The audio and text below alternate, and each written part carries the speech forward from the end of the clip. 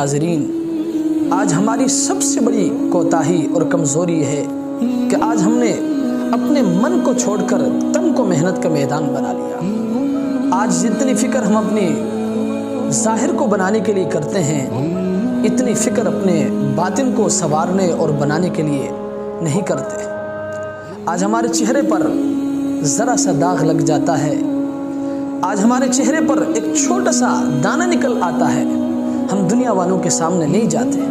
ہم دنیا والوں سے شرماتے ہیں کہ لوگ کیا کہیں گے۔ لیکن محترم سامعین و ناظرین، آج ہمارے دلوں پر میل لگ چکے ہیں، ہمارے دلوں پر زنگ لگ چکے ہیں، لیکن ہم انہی دلوں کے ساتھ اس مالک الملک کے حضور پہنچنا چاہتے ہیں۔ ہمیں کوئی پرواہ نہیں جس چہرے کو دنیا دیکھتی ہے،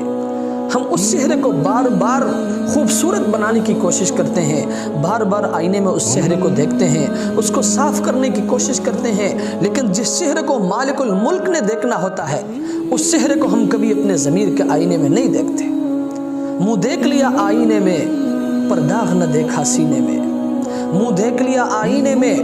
پر داغ نہ دیکھا سینے میں، جی ایسا لگایا جینے میں مرنے کو مسلمان بھول گئے۔ حدیث میں آتا ہے ان اللہ لا ينظر الى صورکم واموالکم، اللہ تمہاری صورتوں اور تمہارے مالوں کو نہیں دیکھتا، ولکن ينظر الى قلوبکم واعمالکم، لیکن اللہ تمہارے دلوں کو دیکھتا ہے، وہ تمہارے اعمال کو دیکھتا ہے۔ اس لیے محترم سامعین و ناظرین، اپنے تن کو چھوڑ کر اپنے من پر محنت کرو، اپنے من کو سنوارنے کی کوشش کرے، اپنے باطن کو سنوارنے کی کوشش کرے اور اپنے دل کو